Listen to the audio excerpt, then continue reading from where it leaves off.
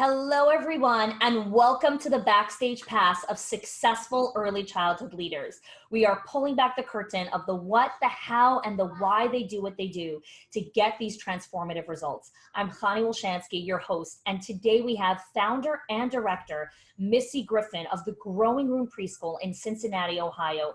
And we're going to be talking about how she created a culture of accountability and buy-in by shifting her mindset. Missy, thank you so much for being here. I am so excited to chat with you today. For having me. Awesome. So let's go on a little trip down memory lane. Probably a little over 12 months ago when we got on our first chat together after you filled out an application to join us at the live event last year. Mm-hmm. What was going on in your school at the time before coming to our event? Oh, gosh. Yeah, loaded question there. We always say putting out fires, but it was not literally, but it was, yeah. It was a mess. I was chasing my tail. I was forgetting things that were important. I was not taking care of my staff. Some of the parents weren't happy because the staff wasn't happy. It was just a kind of a hot mess. It was a big pot of a hot mess. Yeah. And on that first call, I remember clearly you had told me that you were also a teacher at the time. I was. So I started the school 20 years ago in a one-room school teaching, and it's been my passion and my love all these 20 years. So I was really reluctant to give it up when the school grew. And I acquired a team of 14 people, and I had always just had one employee up until that point. And I had no idea what I was doing. I didn't think there was anything to it. I thought you would tell them what to do and they would do it, and I'm happy because I smile, and it just wasn't happening at all. I made a mess of it. So I decided to look for some help somewhere, and I got all over the internet and was looking for, I didn't even know these kind of things existed because I had never needed them before. And I felt silly because I had been in the business so long and never really looked for help. And so everybody recommended you, and I'm so glad they did because it's been life-changing. Awesome. So you stepped out of the classroom, mm-hmm. and now you're the director, you're the founder, you're really running the place. You're really, putting on those owner shoes now. And so I want to talk a little bit about, before coming to the event, I know, and this is something that we all struggle with as leaders in whatever industry you're in, and it's something that you're always going to be working on, is difficult conversations, how to lead the staff meeting, how to run that really challenging conversation. You've had a lot of challenging moments this year, just like everyone has, teachers doing this or things happening or, and we all have this going on. And so talk to us a little bit about how you've shifted the way you show up to these staff meetings, to these confrontations that everyone needs to be having. Sure. I think that, like, at the core, I feel like I stopped and started to build relationships with them because I feel like rather than just coming in and telling them what to do now, I care about them, they care about me, which I'm seeing now. And it took a while because for a while it was just me caring about them and caring about them and caring about them. And it wasn't really coming back. And I was like, oh, this kind of sucks. And then it started to come back to me, and now it's kind of pouring in to the point where yesterday I had a flood at my apartment, and every teacher offered to come and help, and I could stay with them, and it's like this support system I didn't even know that I had, to where I thought I was just supporting them. And so there is a relationship there, and so I feel like just as human beings, if you care about someone, you want to do your best for them, and you don't want to let them down. So really not that many issues where something's not getting done or something's being subpar.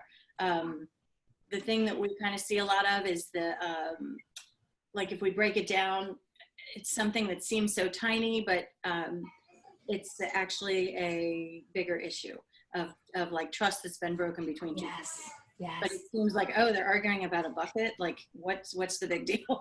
But then when you stop and think, you're like, oh, it's because she feels disrespected, or like I try to commit everything with empathy so that I can kind of break it down and figure out what's really happening and help out instead of just being a year ago, I probably would have been like, get over it. Do you know what I mean? So exactly. So your mindset now is there's always something underneath, and relationships are everything. And so, yes, when you see two grown adults fighting over a bucket, there is something underneath there. They're not three. So when 3-year-olds fight over a bucket, it's purely about power and possession. I want this bucket now. right. When grown-ups are fighting over a bucket, there's something very, very different that's going on over there. So I love this piece, and let's unpack this even further, because this is a hard breakthrough to come through. And so, you know, a while ago, it might have been harder for you to kind of confront your staff or hold them accountable to what you wanted. But now you really come in with a very different confidence.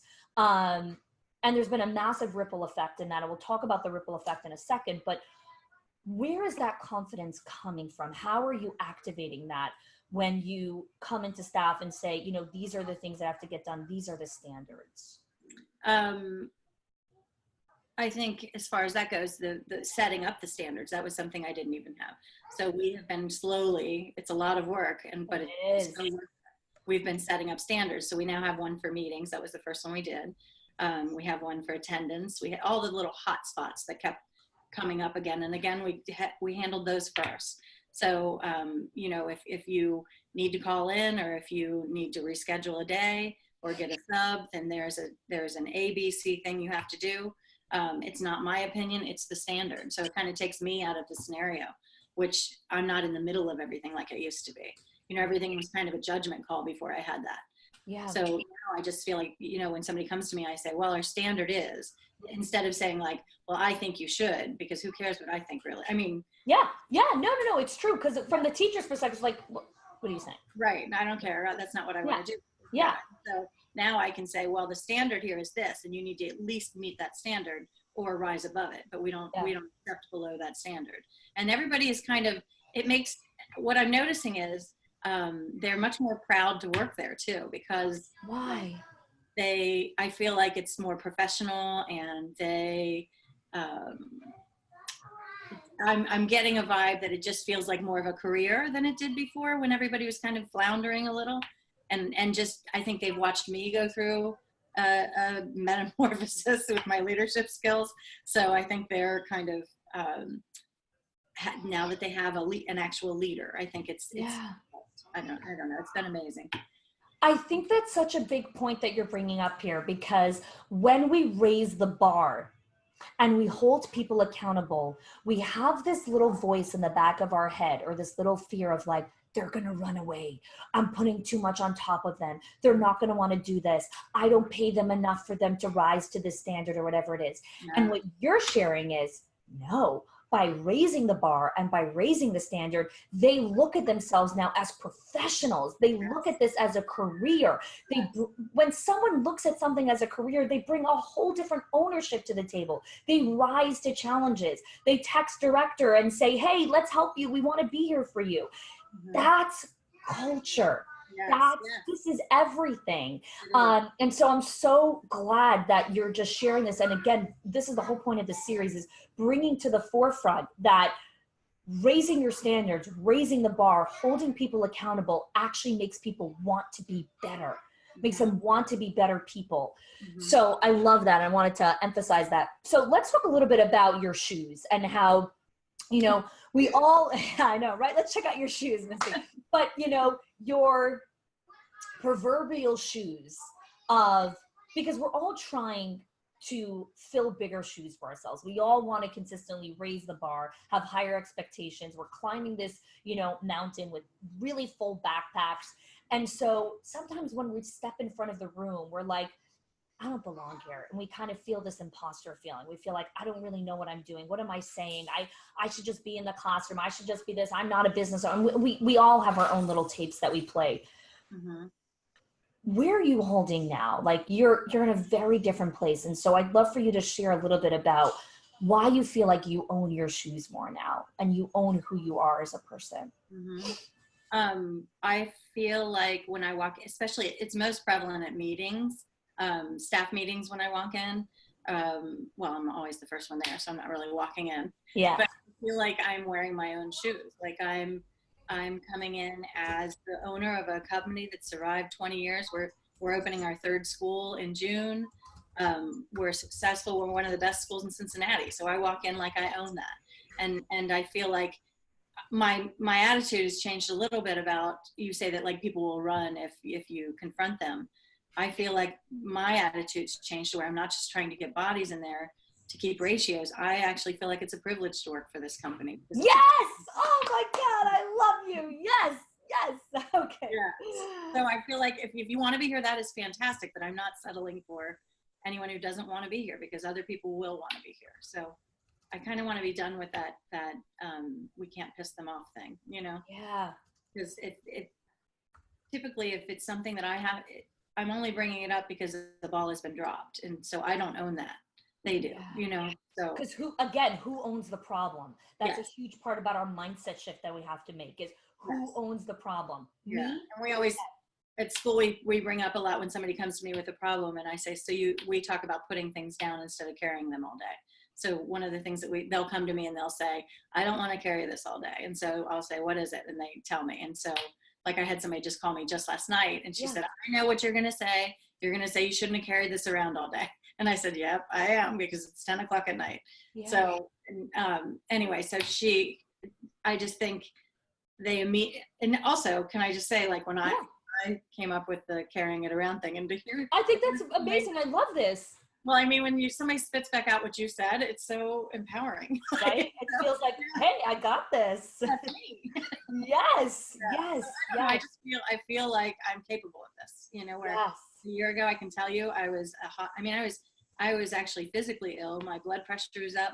I was working like a 60-hour week, and then I'd come home and work until 11 o'clock at night, and then get up at 7 and start again, you know. And my husband, he was just beside himself with how much I was working, and I just wasn't present for anybody. You know, it was rough. I was kind of in an emergency mode. It was not good. So I can't thank you enough. Like, I just think what I learned from you has just, like a landslide, fixed my life. So thank you. You're very, very welcome. And the biggest thank you goes to that version of yourself back then that decided to feed the future Missy and said, I got to get better again. I got to bring my blood pressure down. My partner needs me. My family needs me. And I'm going to, because what you did is not easy work. No, it was hard work. I wanted to talk about that. I want to say that, like, you have to put in the time. Like, I thought, like, okay, I'm paying this money and I'm coming to this thing and she'll fix everything. And that's not how it works. You do have to do the work. Like, you have to take it seriously, and you have to do the work. Yeah. So I feel like we're coworkers. Yes, exactly. Oh, I like that. We're coworkers. That's a good one. Another coin termed by Missy. I love that. So just a couple things you said that I loved. One of them was about not carrying everything around all day. And I think that's such a little mindset shift about having, just even in your own head as an owner, as a director, of like, okay, I'm feeling my heart rate up. I'm stressing out. I feel like I'm growing white hairs as we're speaking. What am I carrying around with me? What's the baggage that I'm holding on? What can I just put down, even just till the end of the day? And I'll come back and pick up all that crap later. But right now I need to put it down, and I need to step into this meeting. Right now I need to put this down. I need to run this tour. I need to put this down. I need to talk to my, whoever it is, my spouse, my child, or whatever it is. So I love what you shared there. I think that's a really amazing nugget for someone to take away with them from our conversation here. Okay. So, and so let's go back for a minute, you know, before we started talking here, is because your mindset has been focusing on, my job is to take care of the teachers so they can take care of the kids. You spoke about how your budget is better, how your time blocking is better. Tell us a little bit about how that's, because we've already heard how it's affected your health, how it's affected your marriage, how it's affected your own personal relationship, which is amazing. And that is what the ripple effect is about. How has it affected your budget? Because sometimes people listen to people like you and they're like, no, it can't be that something so simple could have a ripple effect and so many effects, but it does. Yeah, I wouldn't have believed it a year ago. Like, I wouldn't have believed it. I was kind of taking a shot in the dark and just hoping that it would work. Yes. And I would have believed you took a good shot, good gamble. Ooh, good aim. Yeah, good aim. I got to talk to you more often. You got good slogans. So tell us about this budget change and how it's gone for the better. Yeah. I think it's just like a ripple effect. So because I respect my time more than I used to. I used to think it belonged to everybody else, but now if I need to say I'm working on something, then nobody bothers me while I get that done. I took a day to work from home to do all my financial stuff. So my budget is better because of that.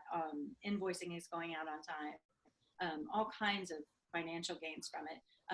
I have time to do advertising and marketing and things that I never had time to do before, to the point where we're actually opening a new school, which I'm so excited about. Yay! I'm so happy for you. It's so exciting. Yeah. So we're just growing.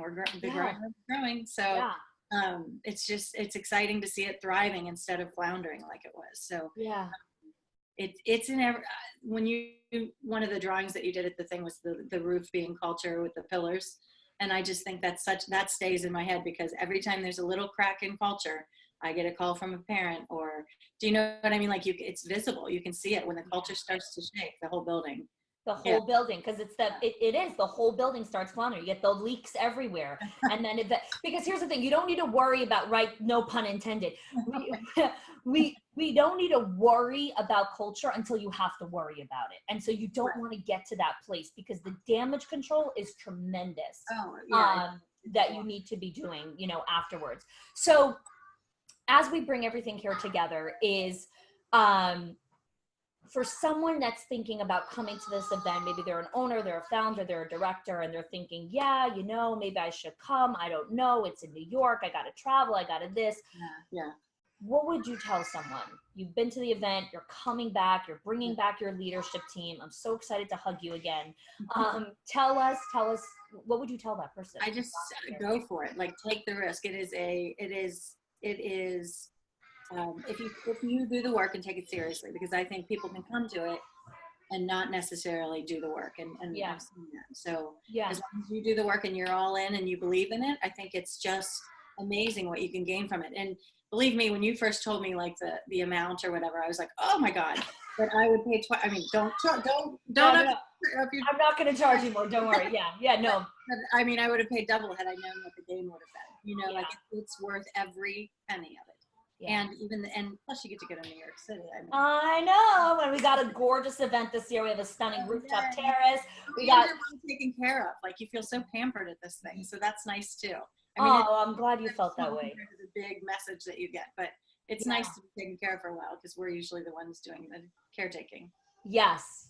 And that's, for me growing up, in a European household where food and hosting is a huge part. I take food very seriously, making sure that everyone who's there is very well pampered and very well fed and has everything that they need. So, Missy, as we bring everything here to a close, what is a strategy or a little pro tip, or just something that you, maybe even a mantra or something that you keep for yourself to consistently get these transformative, life-changing results that you've been seeing? I have two. In my head, I always think WWCD, which is what would Connie do? Because I always think there's so much accountability with this program when you're in the inner circle, like where we have to, on Fridays, tell you what a win was and a loss or something we're struggling with. And you have to be accountable for what you're doing to this group of women. So that helps. And then also just always having in my mind that I'm here to take care of my teachers, so my teachers can take care of the kids. So that rings in my head constantly. I love that. It's been a big shift for me. So that's really what the beginning of all of it was. I love that. Missy, thank you so much for being with us here today. Thank you for sharing your personal story, for sharing just the transformation that you've seen, and just, I'm really excited to see you again. So I can't wait to see you either. See you in New York. Awesome.